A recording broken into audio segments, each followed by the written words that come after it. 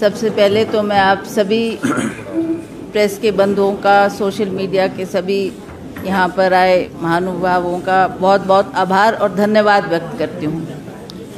आज हम ये जो प्रेस कॉन्फ्रेंस करने जा रहे हैं, जहाँ पर पूरे प्रदेश में एक खुशी का माहौल है। कांग्रेस दोबारा सत्ता में आई है। इस विजय उत्सव को मनाने के लिए सभी के दिलों में एक उत्साह और खुशी का माहौल पूरे प्रदेश में दिख रहा है।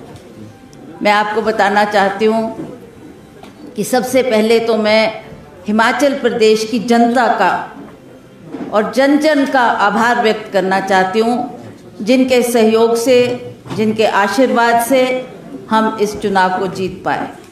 दूसरी बात, हमारे पार्टी वर्कर, पार्टी के सभी आला नेता, पार्टी का सभी छोटे से छोटा और बड़े से बड़ा वर्कर, इनका भी मैं दिल से बहुत बहुत आभार व्यक्त करती हूँ। जिस तरीके से इन्होंने इस चुनाव में काम किया और हमारे पार्टी को इस मकाम तक पहुँचाया, उसमें उनका भी बहुत बहुत आभार। आप सब जानते हैं कि हाईकमांड श्रीमती सोनिया गांधी जी, राहुल गांधी जी, प्रियंका गांधी जी, इनका बहुत बड़ा वरदहस्त हमारे ऊपर रहा, इनका आशीर्वाद रहा, जिसकी वजह से हम इस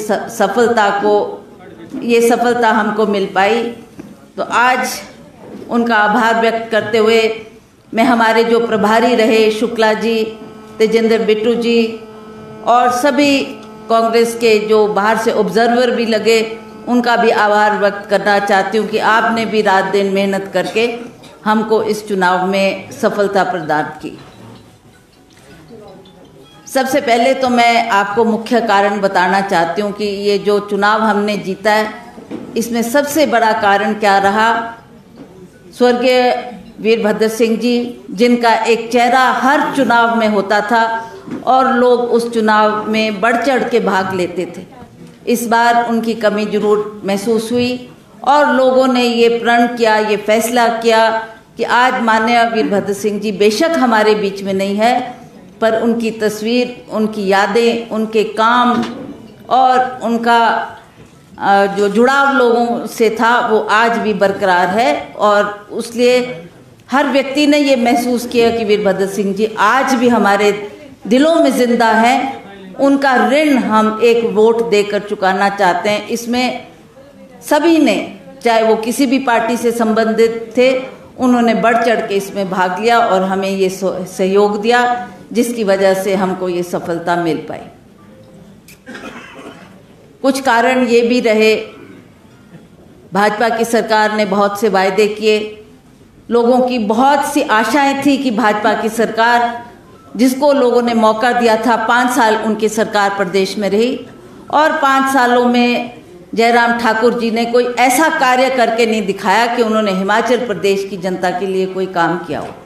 बड़ा दुर्भाग्य रहा कि इसी कार्यकाल में कोविड आया और 2 साल कोविड में भी लोगों को लगा कि शायद हम जहां कुछ और काम नहीं कर पा रहे, कम से कम ये हमारे को स्वास्थ्य सुविधाएं देंगे और जो हमारे मरीज जिनको हम अस्पताल पहुंचा रहे हैं उनको मदद मिलेगी। चाहे वो ऑक्सीजन की उनको कमी लगी, दवाइयों की कमी लगी, उसमें भी ये सरकार बुरी तरह नाकाम रही। इन्होंने जो जिस तरीके का घोटाला इसमें हुआ है, वो भी एक बहुत ही दुखद बात है कि ऐसे कार्यकाल, ऐसे वक्त में जबकि लोग और मरीज मौत और जिंदगी से जूझ रहे थे, उस वक्त इन्होंने इतना बड़ा स्कैंडल ये जो हुआ है वो जग जाहिर है, सभी जानते हैं कि कहाँ तो सेवाएं देनी थी। और इसमें भी मैं ये कहना चाहती हूँ कि माननीय वीरभद्र सिंह जी ने जो बहुत पहले एक सोच की थी और एक ऑक्सीजन प्लांट जो लगाया, जिसकी वजह से बहुत सी जानें बची और इस सरकार से लोगों को लगा कि शायद हमारे को मदद मिलेगी, पर चारों तरफ निराशा ही निराशा दिखी। तो ये भी एक मुख्य कारण था। जहाँ तक इस सरकार की बात है, अब आप सब जानते हैं कि ना कोई विकास का काम हुआ, ना ही कोई ऐसा बड़ा कार्य हुआ जिसको हम कह सकें कि इनके कार्यकाल में जयराम ठाकुर की सरकार की ये देन है। और उसी तरह से जो स्कैंडल्स इनके कार्यकाल में हुए, पुलिस में भर्ती में घोटाला आपके सामने है कि किस तरीके से इन्होंने, बहुत से बच्चों ने उसमें आवेदन दिया था, बहुत ने बच्चों ने वो टेस्ट क्लियर किया था और उनको लगता था कि हमें एक सरकारी नौकरी उपलब्ध होगी, पर उसमें भी इन्होंने ये कह दिया कि ये इसमें एक घोटाला हुआ है, जबकि सब जानते हैं कि किस तरीके से ये जो ये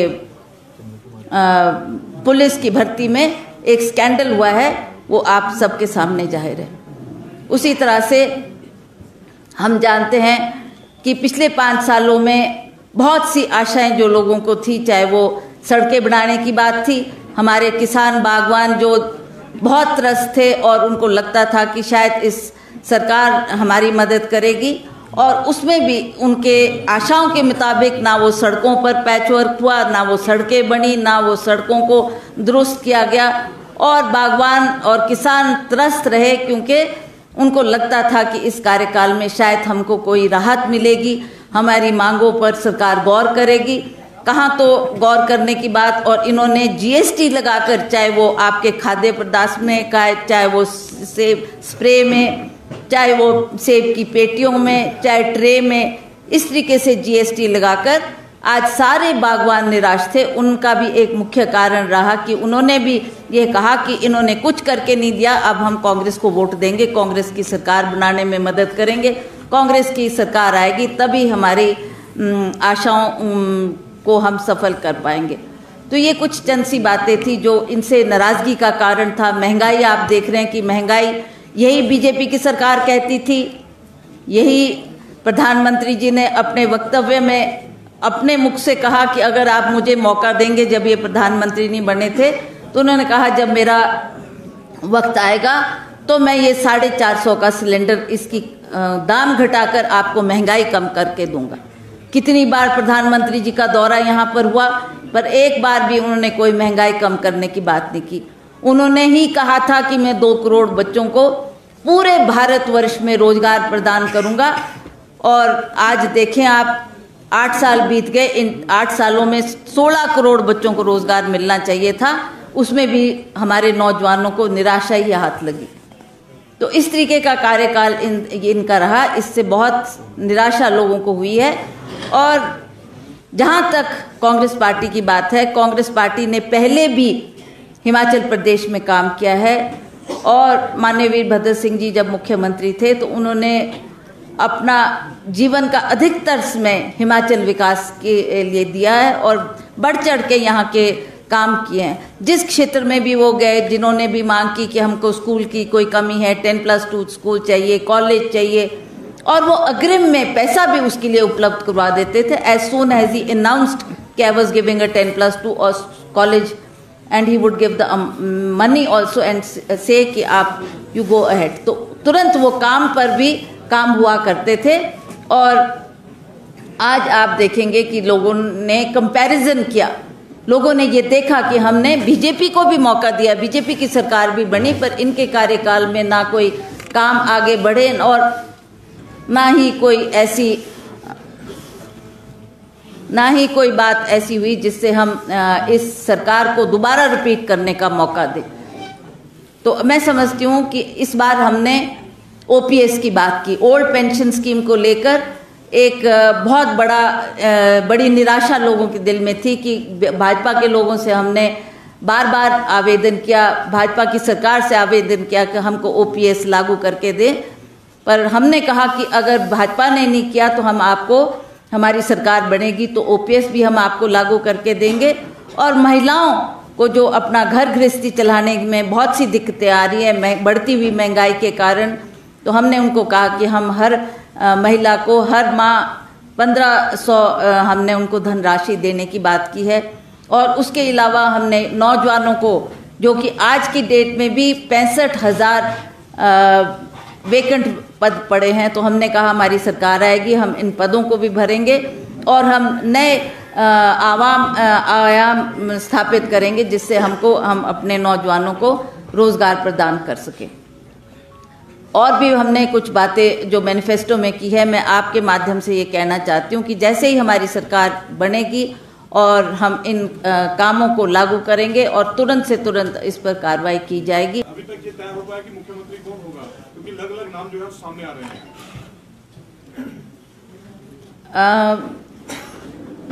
जहां तक मुख्यमंत्री की बात है, आप सब जानते हैं कि आज ही ये फाइनल हुआ है कि कौन कौन जीत कर आया।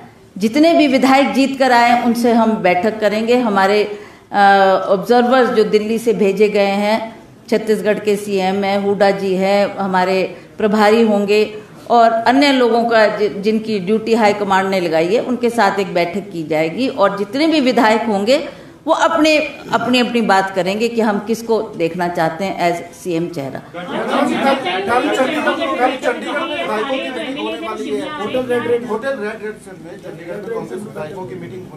तो ये मीटिंग जो है चंडीगढ़ में हो रही है, शिमला में हो रही है। This is, I think you are taking it in the wrong light. But why we have chosen Chandigarh? Because Chandigarh is a central place for everybody. Somebody coming from Kangra, somebody coming from Una, somebody coming from Sirmaur, somebody coming from tribal areas, from Chamba.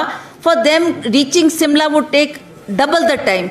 But seeing the time factor, we have considered that we will all sit down in a common place and we'll decide, we'll sit with the central leaders also, and what they say, we will discuss amongst ourselves, and whatever we come to a consensus, that we'll bring forth and we'll put it in front of High Command, and then let the High Command decide what they. Ma'am जिस तरीके से बहुमत से जीते हैं, लेकिन सुबह से इस तरह की खबरें चल रही हैं कि विधायकों को रायपुर लेकर जाया जाएगा या राजस्थान लेकर जाया जाएगा, आप खबरों का खंडन कर दीजिए। देखिए, ऐसी बात नहीं है। Why would we take any विधायक to रायपुर? Tell me. आप लोगों का दिल में शायद वो उदाहरण है कि रायपुर, गोवा में ऐसा हुआ, उत्तराखंड में ऐसा हुआ, और स्टेट्स में ऐसा, पर हिमाचल में ऐसा कुछ होने वाला नहीं है। हम अच्छी मत से जीत कर आए हैं, 40 कैंडिडेट्स हमारे जीते हैं, तो there is no such thing कि somebody will defect the party and go to the other side. हाँ, मेनी ऑफ देम, जिसको सेंट्रल पड़ता है, अब जो रोडू का जीत के आएगा, he will definitely come to Shimla, जो रामपुर है, देखेंगे ना। अब यू हैव टू डिसाइड। अभी 3-4 बजे तक तो इसका रिजल्ट पूरा हुआ है। अब इसके ऊपर मंथन किया जाएगा, विचार विमर्श किया जाएगा कि हमको कहाँ मिलना है, कहाँ हमने तय करना है। सबको कन्वीनियंट होना चाहिए वो जगह। So that's why I think Chandigarh is chosen because it is central for everybody. वाई वुड जी, राहुल जी या प्रियंका जी का फोन आया आपके पास? अभी तक तो जब फाइनल रिजल्ट हो गया ना, तब उनको मैसेज जाएगा and then they will talk to us and we will also talk to them. क्या भारतीय जनता पार्टी अभी भी कोशिश कर रही है, पता चला है साजिश उनको करने तो जो वो कर रहे हैं। We are not bothered about that, we are only bothered about our own party and our own Congressman who have won they. हाँ, ठीक है, if they want to come they are most willing, they can join us and form be a part of the government. Ma'am, Congress की भी कई senior नेताओं ने कहा है कि जिस तरीके से बीजेपी पहले ऐसा करती आ रही तो अभी खतरा टला नहीं, लेकिन आप पूरी तरह से आश्वस्त लग रहे हैं। बिल्कुल बिल्कुल, कोई no, there is no danger and no such thing will happen. Pratibha ji, देश ने कांग्रेस का प्रदर्शन देखा, इसके लिए आपको बहुत बहुत शुभकामनाएं। पर जो मंडी में आपको नुकसान हुआ, उसको कैसे देखती हैं? अभी मैंने बोला ना आपको कि इन बातों पे मंथन किया जाएगा, सोच की जाएगी कि व्हाई दिस हैपेंड इन मंडी। सो जीत के बाद आपकी कई विधायकों से बात की गई, तो क्या आप भी मुख्यमंत्री की चेहरा होंगे? मैंने सबको कॉन्ग्रेचुलेट कर दिया। मैंने एक बार बोल दिया। Now don't keep repeating the question same again and again. We have to sit down with the people who got elected. उनके साथ विचार विमर्श किया जाएगा, उनसे हम राय लेंगे कि क्या होना चाहिए, कैसे होना चाहिए, और जो वो कहेंगे उसको हम हाईकमान के सामने रखेंगे कि जी ये चेहरा है और इस चेहरे पर आपकी क्या राय मशवरा है।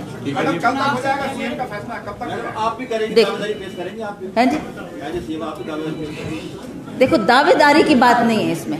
It is for the high command to decide कि वीरभद्र सिंह की लेगेसी को भी नजरअंदाज नहीं किया जा सकता। See one thing, I may answer your question.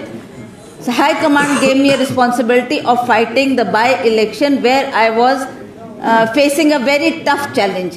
Why? Because there was a BJP government in the center, there was a BJP government in the state, CM was from Mandi itself, and at that juncture where Virbhadra Singh ji had just gone, 1-2 महीने ही हुए थे उनको गए, मैं उस trauma से गुजर रही थी और मुझे हाई कमांड ने कहा कि आपने ये इलेक्शन लड़ना है। उन्होंने औरों से भी कहा पर और सब मुकर गए कि no we don't want to fight, we don't want to.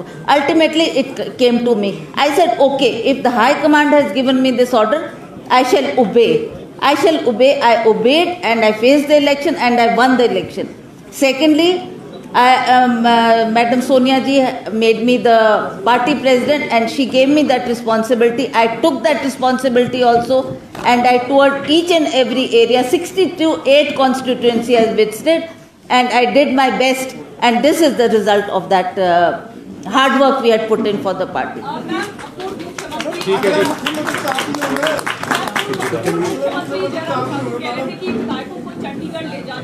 अभी हो गया, आपको जवाब दे दिया। उन्होंने कहा कि जिस तरह खरीद फरोख्त की तरफ से इंडायरेक्ट चीज डालती है, आप क्या कहेंगे? ऐसा कभी हिमाचल में हुआ नहीं है, खरीद फरोख्त की बात भी नहीं है। Why should we buy when we already got 40 MLAs with us? Why should we do that? And if they are trying, they will not be successful in it. I've answered all your questions, and again, Janata ji is sitting here. I congratulate him. ये शिमला से जीत कर आए हैं, ग्रामीण से विक्रमादित्य जीत कर आए हैं। इन्होंने कड़ी मेहनत की है और ये लोगों की आशाओं के मुताबिक खरे उतरे हैं। इनको सभी की तरफ से बहुत बहुत बधाई, शुभकामनाएं। आप लोगों के लिए रिफ्रेशमेंट की व्यवस्था की गई है, प्लीज समय का अभाव है इसीलिए रिक्वेस्ट है, इसके बाद हम आप लोगों के साथ दोबारा से इंटरेक्ट करेंगे। आप सब लोगों के लिए रिफ्रेशमेंट की व्यवस्था की गई है। थैंक यू जी, थैंक यू एवरीबॉडी।